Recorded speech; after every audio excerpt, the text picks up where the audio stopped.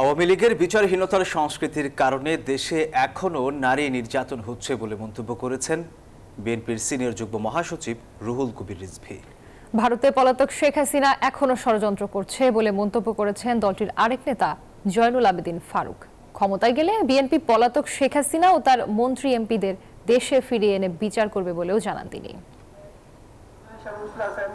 বাংলাদেশের বিরুদ্ধে ভারতীয় অপতৎপরতা ও অপপ্রচার বন্ধের দাবিতে শুক্রবার সকালে জাতীয় প্রেস ক্লাবের সামনে এই প্রতিবাদ সমাবেশ, যেখানে বিএনপি চেয়ারপারসনের উপদেষ্টা জয়নুল আবেদিন ফারুক বলেন, ভারতে বসে ডক্টর ইউনূসকে অস্বস্তিতে ফেলতে বেপরোয়া হয়ে উঠেছে পতিত স্বৈরাচারী শক্তি।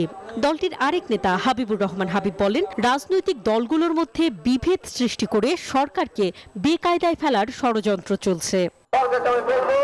দেশের প্রতি যেমন ষড়যন্ত্রে ভারত যে আক্রমণ চালাচ্ছে, এটা আমাদের কাছে কোনোভাবে মেনে উচিত না।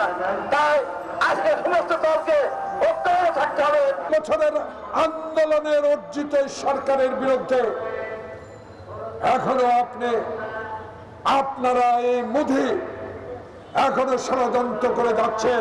যদি তারেক রহমানের জাতীয়তাবাদী শক্তি বিএনপি ও যারা আসাম সহ যারা আন্দোলনে ছিলেন 12 দল, তারা ক্ষমতা আসতে পারেন, ইনশাআল্লাহ বাংলাদেশে আপনাদেরকে করতালি বিচারের আওতায় আনা হবে।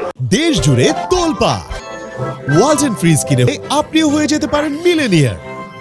এদিকে সকালে নয়াপল্টনে বিএনপির কেন্দ্রীয় কার্যালয়ে জরুরি সংবাদ সম্মেলনে বিএনপির সিনিয়র যুগ্ম মহাসচিব রুহুল কবির রিজভী বলেন, প্রশাসনের ঢিলেমিতে নারী নির্যাতন সহ বিভিন্ন অপরাধের সঙ্গে জড়িতরা পার পেয়ে যাচ্ছে।